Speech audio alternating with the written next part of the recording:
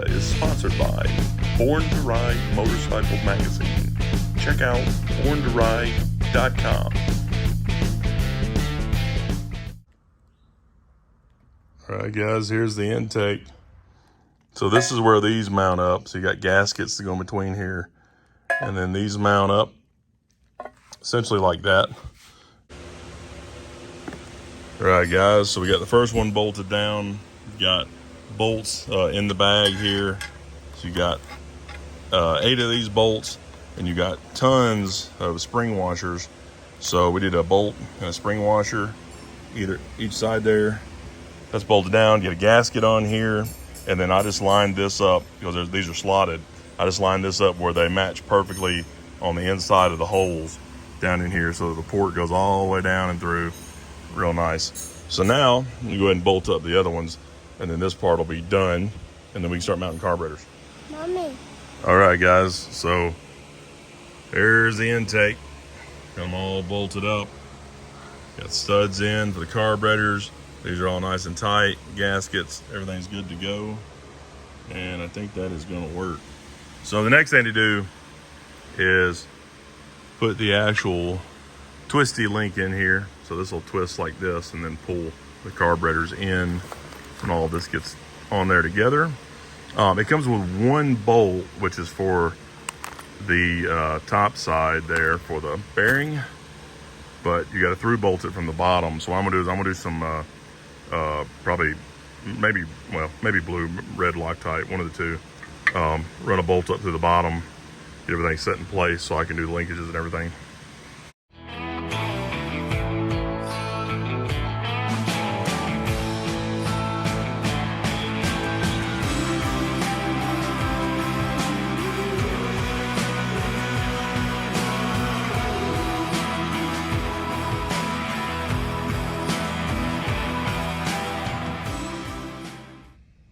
All right, guys, so this is our IDF carburetors book, and this is the pages on setting the float height.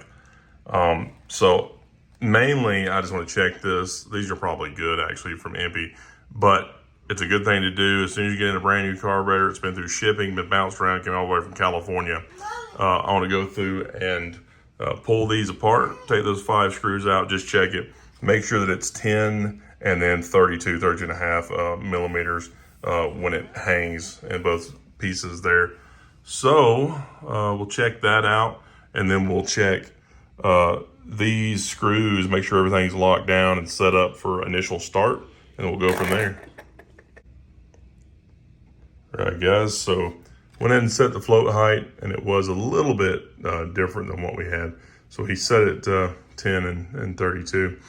So now I'm gonna go through and adjust all of these. For initial, this is the empi guide here. So we've got a lot of the same stuff in the book, but this is how they say to do these. So the air bleeds are these right here. We're gonna just check these, make sure they're lightly seated. You do not want to bust through. It's just aluminum with a steel bolt. You can bust through it, so you don't want to do that. So you're gonna lightly seat them and lock them down, make sure those are closed.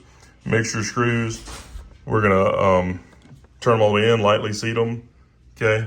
And then pull them out 1.5 turns. And then the idle speed screw. So it's here, adjust the idle speed screw clockwise 1/2 turn after first contact with the linkage.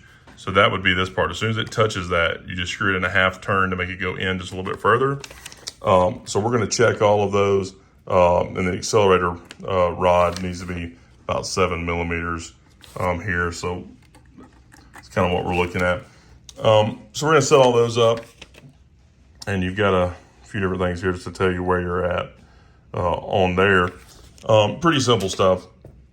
So we're gonna get that set up and make sure all of those are good. Make sure that the vacuum advance is tight, and we've got some other fittings to put on here because we have a fuel line running through. So to switch that out.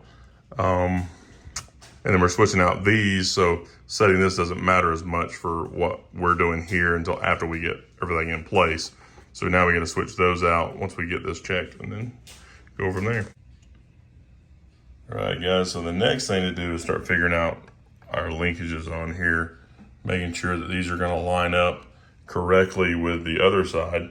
So what we're gonna do here, this will hook up on this side, and then on the other side, you'll have this one, which is exactly what we did on the Fiat, except for this one has way more room and a extended linkage here, whereas the Fiat was like super tight. It's like this close. We had to grind down some stuff. So luckily there's no grinding on any of that. So we just got to fit these pieces in there, and then I think that's gonna work. All right, guys, there it is. It's all together now. That looks friggin' sweet. I mean, that looks just totally awesome.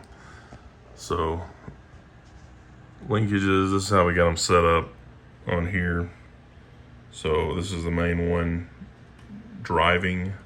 So as this twists, it will pull on this one, and then this one drives this one, which is the driven. And the way I've got it set up, it's pushing against the actual screw there so that everything can move in sync with each other. And that just looks cool with everything moving. It's kind of cool looking. I like all the mechanical movement there. So now I just got to add in some more of these nipples here, and then make the fuel line roll around. And that's about it. Maybe a couple of things here and there. Got to build some kind of mechanism to hold my throttle cable as it goes into here to pull against that. But kind of get an idea of how that works there. It's kind of cool. So, but anyways, that looks amazing. It's gonna look really, really good on the car.